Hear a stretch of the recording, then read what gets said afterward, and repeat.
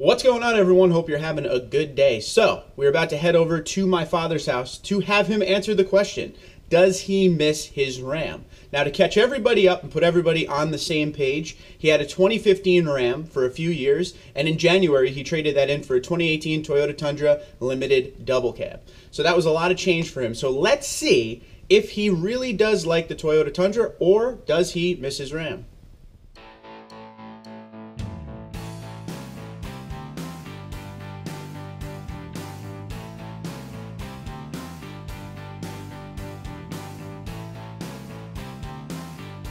So Mark calls me up and says, Dad, we got to do a video on your likes and dislikes of the both vehicles, seeing that the Ram is still embedded in my mind.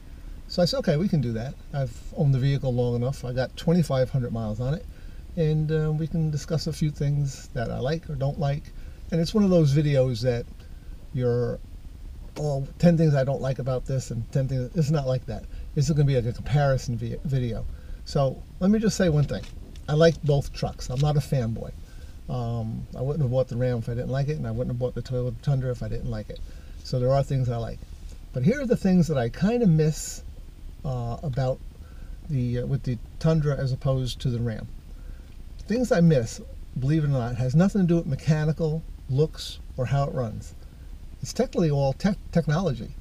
The other day I was driving down the road with my wife, and she asked me to turn the heat up a little bit, and I had to actually take my eyes off the road and look at the flat buttons that have no real feel to them, they're all flat, and adjust the fan and adjust the temperature.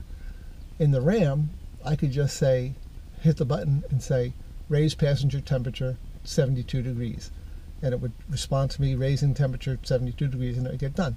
Eyes on the road, hands on the wheel, no problem. I find myself always looking down, and you can't feel the buttons because they're all flat. That's one of my big problems with this right now, is that I have to take my eyes off the road to do some kind of manual adjustment to some important functions of the vehicle, including defrost and heated mirrors.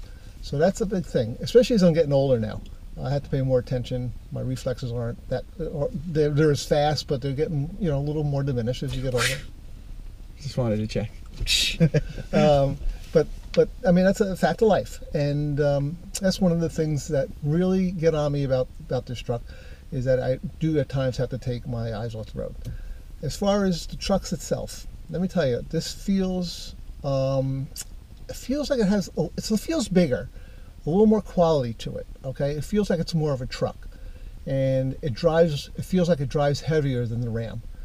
But on the other hand, with the Ram, I had better gas mileage, and I had more gear ratios. I had 8-speed as opposed to 6, which really helped with the fuel economy. I didn't have all the sensors, blind spot monitor or anything like that, but I had front parking sensors and rear parking sensors, which was really cool. This one has rear, and I missed the front, and I really like to have that back. And the auto start is always a big thing, and everybody always talks about the gas mileage, which is 100% correct. The gas mileage is different, but with that being said, I'm driving so few miles now that really the gas mileage doesn't. Half a tank will last me a couple weeks, so I'm not going that far. Does it ride well on the sand when I go up fishing? Yeah, absolutely does. Same as the Ram. They both ride fine as long as you deflate the tires, and off you go. Best vehicle I ever drove on the beach, bar none, hands down, 100,000%, was the Jeep Wrangler. I drove them in Vietnam. I drove them here on the beach. Nothing beats those. But it's not a pickup truck, and I need the pulling capacity for my boat. Speaking of boat, does it pull the boat? Pulls the boat fine. Tow haul mode, I got used to that. Takes away a lot of my feelings when I first did it to Mark about it felt like the truck wasn't pulling good enough. But yes, when you hit the tow haul, everything smooths out. The gears are great. I have no problem. Everything runs fine. Do I like the Toyota? Absolutely 100%. Do I like the Ram? Absolutely 100%. Would I stay with the Toyota? Absolutely. But you know what I would like to try? I would like to try the Rebel, okay? Just to see what it's like. It just seems like, I don't know, just something a little bit different.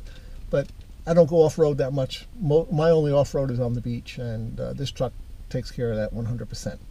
I'm waiting to see how the corrosion, I have that in my back of my mind, being on the salt water and in the salt air all the time. I want to see how the truck holds up to corrosion. It gets washed down every time I come back off the beach. When I put the boat in the water, sometimes, believe it or not, my tires were all the ways in because the ramp is shallow. So I had to, get the salt water onto the wheels, and I come home, everything gets washed down right away. But the corrosion will be a factor. And it's really, there's not much difference. That's all I can say. My biggest complaint between the two trucks would probably be the technology and the gas mileage. So I mean, you can pick whichever one you want, and don't pay attention to what everybody says about, oh, the Ram's won't be around for 10 years, won't be around 15 years. Listen, you take care of it, it's going to be around for a long time. Take care of the oil, do the service. I don't care. Wash your truck, and it'll be around as long as you want it. That's technically all I got to say about it, is that they're both good trucks. I love the Tundra. It just feels bigger. It feels stronger. It feels like there's more truck here as you drive it than I did with the Ram. I don't know what that feeling, how it comes about or how it works out, but it just feels like there's more truck. Even my wife says the same thing. She thinks the truck was bigger, and it's not. It's the same size, but it just gives you off that feeling. And it's a great looking truck. I get compliments on it every once in a while, and even though it has chrome on it, and we know no chrome boy here. It's trying to get me to change it, but I'm not changing it. It's fine the way it is, and at my age, I don't care. So that's my opinion, and that's my story, and I'm sticking to it. Now I'm going to put you on the spot. You have to answer the question, Okay. The name of the video. Yes or no, do you miss the Ram? Yes. Okay. How's that? But I miss it for reasons that I stated. Okay. I'm missing it not for the quality of the truck, and we did have issue with the Ram. Yep, right in the beginning, right? Took 3 visits to fix it. Never had that problem with the Toyota. Got fixed. The only thing I'm going to say that is the technology, and then it's simple. Today's day and age, if it's available, it should be in the trucks. I shouldn't have to take my eyes off the road to change the heat, or to put on the defroster, or to raise the fan speed, or the heated seats, or anything like that. If the technology is there where I can just hit the button and tell it to do that, then they should all have that. Even if it costs a little bit more. Who cares? Put it into the price. Don't even put it as just hide it in the price so you feel like, oh, I'm really getting a nice truck. That's all. That's all it comes down to, is that technology. Other than that, I could live with both trucks. I got no problem.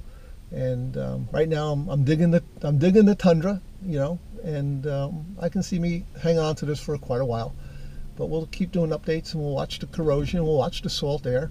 We're going to do a beach video one day. We'll take it out and show you what we do when we take it out onto the sand. We'll deflate the tires, and we'll take off for an 8 or 9 mile trip down the beach and back. And what we'll do, we'll try to get it stuck and see if we can get it stuck. If we get it stuck, we can get it out. But you know what? We're not getting it stuck.